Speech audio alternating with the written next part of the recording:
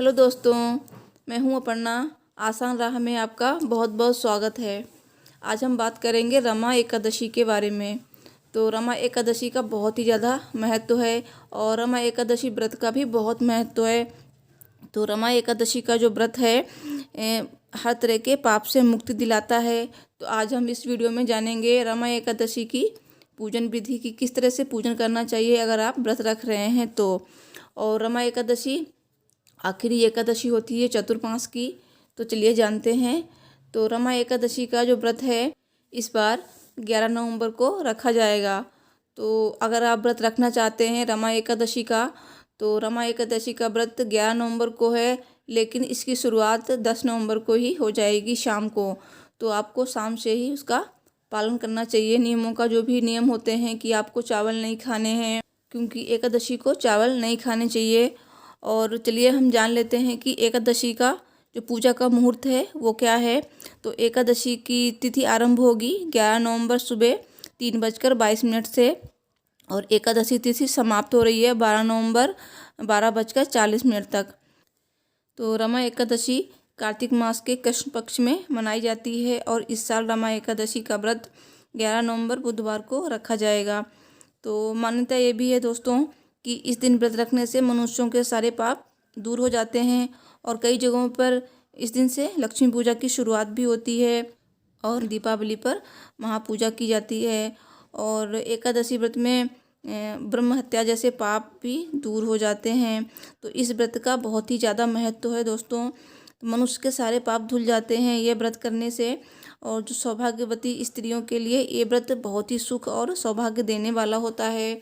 तो ये व्रत जरूर रखना चाहिए दोस्तों। अगर आप रमा एकादशी का व्रत कर रहे हैं तो आपको सुबह जल्दी उठकर नहाना चाहिए और पूजा के साथ व्रत करने का संकल्प लेना चाहिए।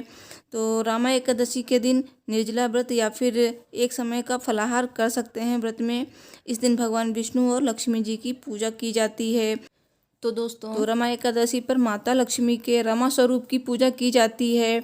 साथ में भगवान विष्णु के पूर्णावतार केशव स्वरूप की भी पूजा की जाती है। तो ये एकादशी चतुर्मास की अंतिम एकादशी है, इसलिए इसका महत्व और भी ज़्यादा बढ़ जाता है।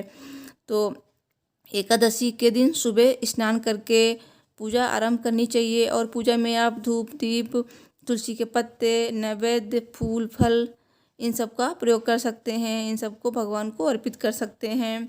और इस दिन भगवान विष्णु का पीले वस्त्र और पीले फूलों से श्रृंगार करना चाहिए, सजाना चाहिए। पीले फूलों की माला आपको भगवान विष्णु को पहनानी चाहिए। और दोस्तों एकादशी व्रत का पारण भी बहुत ज़्यादा ज़रूरी है, तो इसलिए एकादशी व्रत का पारण भी आपको करना चाहिए अगर आप व्रत रख रहे हैं तो एकादशी व्रत का पारण द्वादशी की तिथि पर करना चाहिए। एकादशी व्रत की पारण तिथि है 12 नवंबर सुबह 6:42 से 8:51 तक। तो दोस्तों पुराणों में कहा गया है कि रमा एकादशी व्रत करने से कामधेनु और चिंतामणि के समान फल मिलता है। ये व्रत को करने से सुख समृद्धि बढ़ती है और इस व्रत में माता लक्ष्मी प्रसन्न होती हैं और सभी मनोकामना को पूरी करती हैं। और दोस्तों पद्म पुराण में कहा गया है कि रमा एकादशी का व्रत करने से भगवान विष्णु की कृपा बनी रहती है और साथ में माता लक्ष्मी की भी कृपा बनी रहती है और इस व्रत के प्रभाव से हर तरह के पाप खत्म हो जाते हैं। और दोस्तों एक रमा एकादशी की कथा भी है। तो पद्म पुराण के अनुसार जो कथा है वो मैं आपको बता रही हूँ। कथा इस प्रकार है। मुचुकुंद नाम के एक राजा हुआ करते थे जिनकी एक बेटी थी जिसका नाम था चंद्रभागा। तो उसका विवाह राजा चंद्रसेन के बेटे शोभन के साथ किया गया था। एक दिन शोभन अपने ससुर राजा मुचुकुंद के घर आया।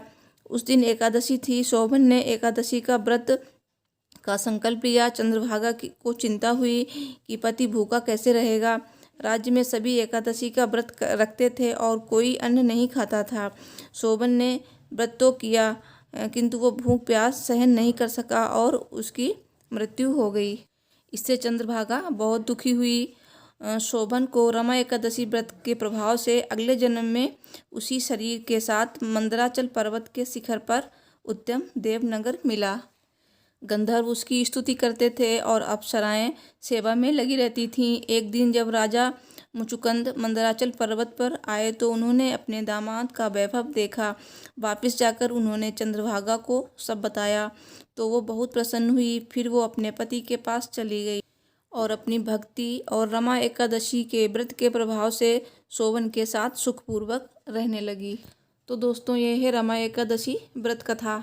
तो ये रमा एकादशी पर व्रत कथा कही जाती है। तो दोस्तों, आपको मेरी वीडियो कैसी लगी? अगर अच्छी लगी है तो प्लीज़ मेरे चैनल को सब्सक्राइब कीजिए। मिलती हूँ एक और ऐसी नई वीडियो के साथ। Thanks for watching.